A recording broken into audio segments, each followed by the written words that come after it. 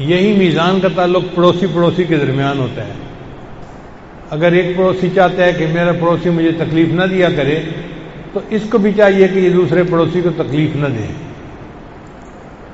تو میاں بیوی کے درمیان بھی تواضع ہے، استاد شاگرد کے درمیان بھی ترازو ہے، بھائی بھائی کے درمیان بھی ترازو ہے، پڑوسی پڑوسی کے درمیان بھی ترازو ہے.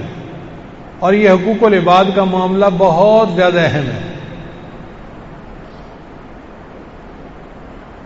امام غزالی رحمۃ اللہ نے ایک عجیب واقعہ لکھا ہے. وہ فرماتے ہیں کہ ایک بڑے نیک آدمی تھے، ان کی وفات ہو گئی.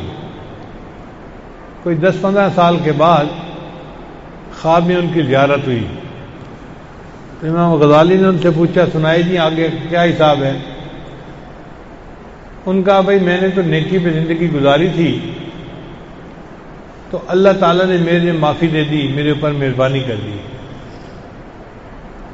لیکن میں ابھی جنت میں داخل نہیں ہو سکا. پوچھا وہ کیوں؟ کہنے لگے اس لیے کہ میں نے ایک بندے سے سوئی ادھاری لی تھی اور وہ اس کو دینا بھول گیا تھا. اب جب تک میرے جو ورثاء ہیں وہ اس کو سوئی واپس نہیں کریں گے، میں حقوق العباد پورا نہ کرنے کی وجہ سے جنت میں نہیں جا سکتا. اب بتائیے کہ سوئی کا معاملہ بھی اتنا اہم ہے کہ اگر ایک سوئی کا بھی ہم نے حساب نہ کیا تو ہم جنت میں نہیں جا سکیں گے. اور یہاں تو ماشاءاللہ زمینیں ہڑپ کر جاتے ہیں، مکانوں پہ قبضے کر لیتے ہیں، کاروبار میں پیسے کروڑوں کے ہضم ہو جاتے ہیں، پتہ نہیں کیا کیا ہو جاتا ہے. تو حقوق العباد جو ہیں وہ بہت زیادہ اہم ہیں، ان کا بہت زیادہ خیال کرنا چاہیے. اگر کسی کے ذمے آتے ہوں تو دنیا میں اس بندے سے معافی مانگ لیں، ان کو دے دیں، ان سے کچھ معاف کروا دیں، قسطیں کروا لیں اور دنیا میں ہی معاملات کو سلجھا لیں. قیامت کے دن ان معاملات کو سلجھانا مشکل ہو جائے گا.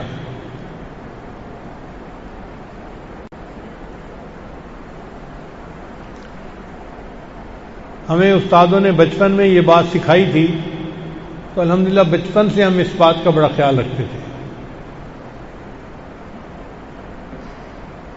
میں 6-7ویں کلاس میں پڑھتا تھا تو ہماری مسجد ہے مومن پورہ، اس کے قریب ایک دکاندار تھا جو دودھ دہی کا کام کرتا تھا. تو میں کبھی کبھی اس سے دودھ کے اوپر جو ملائی آتی ہے نا وہ لے آتا تھا اور کھاتا تھا. وہ مجھے محبوب ہوتی، اچھی لگتی تھی. ایک دفعہ میں نے اس سے ملائی لی تو اس نے مجھے پیسے واپس کیے تو ان میں 1 پیسہ اس نے زیادہ واپس کر دیا. میں نے اسے کہا بھی صحیح لیتے ہوئے کہ آپ نے مجھے 1 پیسہ زیادہ دیا ہے. وہ دکان بند کرنا چاہتا تھا، یہ جلدی میں تھا. مجھے کہنے لگا اچھا بعد میں حساب کر لیں گے، آپ لے جاؤ ابھی. تو میں آ گیا، مگر میرے ذہن میں یہ بات رہی کہ اس کا 1 پیسہ میں نے واپس کرنا ہے.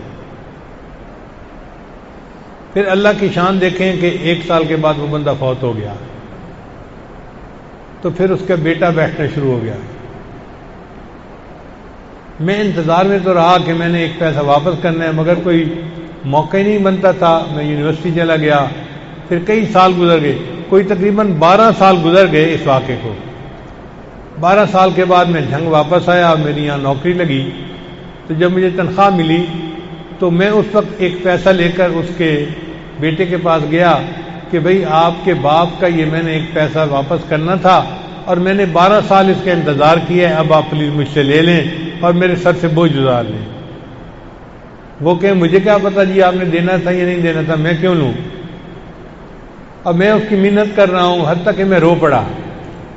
جب اس نے میری آنکھوں میں آنسو دیکھے تو اس نے کہا اچھا میں تمہارے رونے کی وجہ سے تم سے لے رہا ہوں، ورنہ میرا لینے کو دل نہیں چاہتا تھا. تو 1 پیسے کی خاطر 12 سال تک بھی بندے کو انتظار کرنا پڑے تو سستا سودا ہے. کسی کا حق ہمارے اوپر نہ رہے. اس لیے میں اپنے بچوں کو کہتا ہوں کہ جب زکوٰۃ کا مال لینا ہو نا تو 2.5% پہ کیلکولیٹ نہ کرو، اس کو 5% پہ کیلکولیٹ کرو کہ اگر زیادہ ہو گیا تو اللہ کی یعنی راستے میں صدقہ ہو جائے گا ہماری طرف سے. اسی طرح جو سبزی وغیرہ کا عشر ہوتا ہے، میں نے سجاد صاحب کو کہا ہوا ہے کہ عشر کیلکولیٹ کرنے کے معاملے میں کھلے دل کا اظہار کرنا.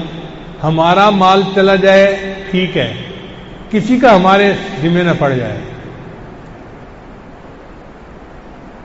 ایک دفعہ مجھے ایک آدمی نے کچھ پیسے دیے، جی یہ ہیں مدرسے کے لیے. تو میری 2 جیبیں ہیں، الحمدللہ ادھر سے ملے تو ادھر ڈالو، ادھر سے ملے تو ادھر ڈالو. تو میں نے اپنے ذہن میں ایک فاصلہ کیا ہوا ہے کہ یہ مدرسے کے پیسے اس جیب میں رکھنے ہیں اور ذاتی پیسے اس جیب میں رکھنے ہیں. الحمدللہ اس کے مطابق میرا چلتا رہتا ہے، سلسلہ چلتا رہتا ہے. کئی دفعہ بیوی پیسے مانگتی ہے اور میں کہہ دیتا ہوں میرے پاس پیسے نہیں ہیں، تو وہ جھوٹ اس لیے نہیں ہوتا کہ جو جیب میری گھر والی ہے اس کے اندر پیسے نہیں ہوتے، حالانکہ دوسری جیب میں لاکھوں روپیہ ہوتا ہے. تو میں کہہ دیتا ہوں کہ میرے پاس پیسے نہیں ہیں، اور وہ بھی سمجھ جاتی ہے. اور اللہ نے زندگی میں ایسی بیوی دی ہے کہ وہ ایک جیب کے بعد دوسری جیب کو دیکھتی ہی نہیں ہے. وہ کہتی ہے جب اسی سے مجھے سب کچھ مل جاتا ہے تو مجھے کیا ضرورت ہے تفتیش کرنے کی. تو الحمدللہ اس طرح کا انتظام کرتا رہا. اب ایک بندہ آیا، اس نے کچھ پیسے دیے، وہ میں نے ادھر ڈال دیے، کچھ پیسے دیے وہ میں نے ادھر ڈال دیے. مجھے تو ایسے ہی یاد پڑتا ہے.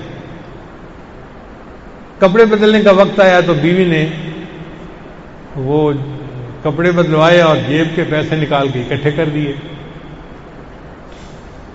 اب مجھے یہ سمجھنے لگے کہ بھئی کون سے پیسے ہیں اور کون سے نہیں ہیں.